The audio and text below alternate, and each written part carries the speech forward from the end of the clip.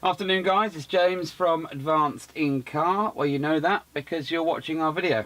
So we are sat in a brand new 69 plate VW T6, and this vehicle's done about 300 miles and has come to us because it came from the factory with the standard composition colour, very basic radio. Did have Bluetooth, did have DAB, but nothing else. So we have done a whole host of things today, but this video is going to be for the Alpine iLX-702, and we have done loads of these, and I don't know why we haven't done a video, probably just not had time because we're too busy, but we have done a couple of others on our YouTube channel. So this is the best vehicle for you to see it all working in. The only difference is we haven't got climate control because the interface that we fitted behind the scenes allows you to do all of that too. And we have fitted front vehicle parking sensors, an upgrade. We've also fitted an aftermarket reversing camera to coincide with the Alpine Dashcam and a few other bits and pieces. So let me run through. The iLX-702 is a 7-inch standalone system. It's what they call a single DIN unit, but with a 7-inch display. It fits in beautifully with this vehicle, and we have custom picked certain things to make it even better, from the fascia to the steering wheel interface to the USB retention and the DAB aerial retention, but I'll cover that in a second. Okay, so the iLX-702, if you've already seen reviews and other bits and pieces, it's a great bit of kit. High resolution, good quality, does everything really, really well, and you can add lots of other Alpine bits and pieces to it. We haven't done speakers and subwoofer upgrade on this vehicle, but we have got one in next week, which we'll be doing, and we can do another video to explain that. So this car came to us with multifunction steering wheel. It's also come with the Highline instrument cluster. I mean Highline as in it's pages rather than bog standard, but it's not colour. It's quite rare to see these days. It's come with the USB from factory. Some of the models have USB and aux, but this one has got the USB for app control and other bits and pieces like so. So we have retained that using a special kit. We have used the factory or vehicle digital antenna and retained that, so there's nothing on the windscreen. We have used the Alpine microphone. I'm not a great fan of the bulbous mount that they supply, so we use our own. And I don't know if Tim can see or can show you that, but it's a really nice, neat location up by the rear view mirror, so that passenger and driver can utilise that really well. Now, the interface behind the scenes, there's lots of steering wheel interfaces that you can buy. This one is a specific Alpine one because the customer wanted to retain his factory parking sensors, and if the climate was compatible, he would have got climate information up here as well. But it also then gives you steering wheel control interface and the reverse trigger for everything else.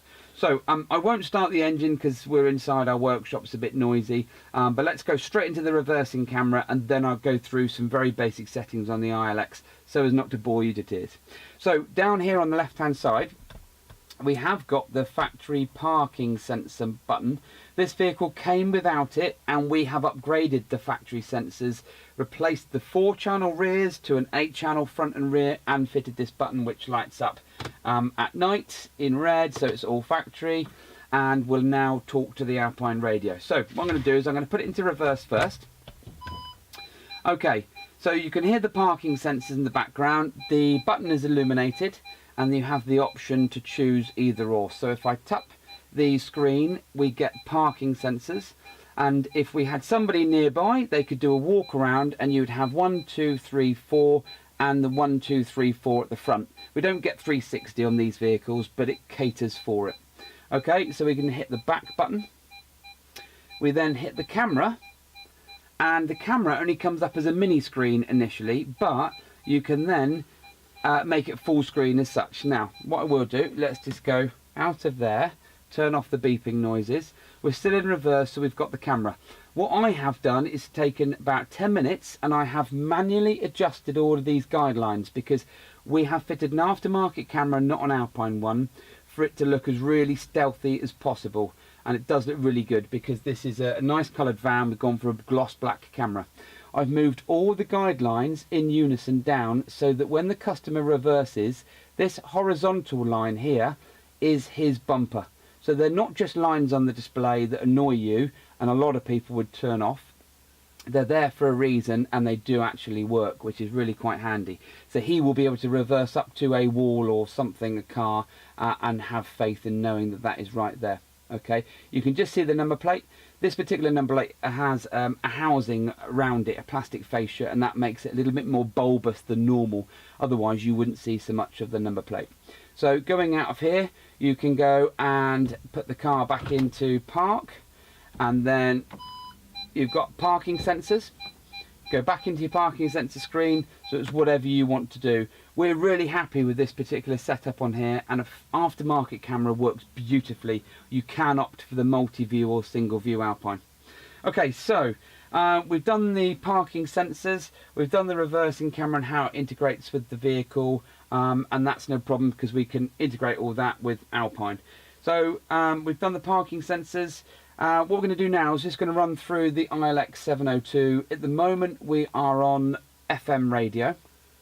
If you've got DAB, not many people listen to FM anymore, so I won't bore you to death, but I will say I've tuned in a few FM stations for you. And then on DAB, you can scroll to DAB, and you can choose your stations like so, and pick your station, and it'll scroll in, again using the antenna that's on the outside. If you then want to search, you can select all ensemble, all channels of current, and you can scroll down.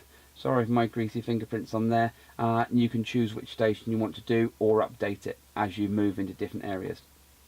Okay, once your Bluetooth is connected, you'll have your mobile phone and all of your contacts, etc. We haven't connected a phone because there's no point. We've done it loads of times before.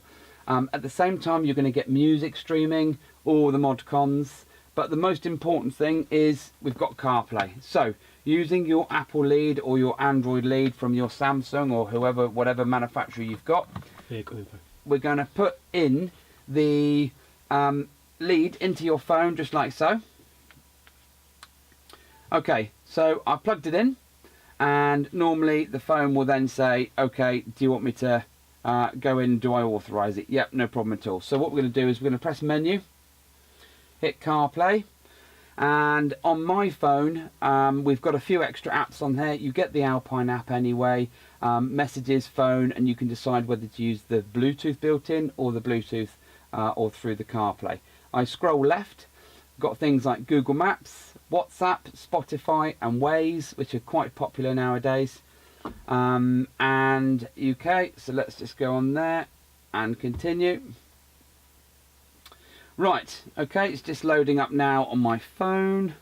There you go, just honing in. We are in the workshop, so it might differ slightly, but and then also we've got Google Maps. We've got a satellite view on there, and once you touch the screen you can zoom in or out, and it is all personal preference as to what you use. And CarPlay and Android Auto, I'm sure you know enough about it anyway, so I won't bore you.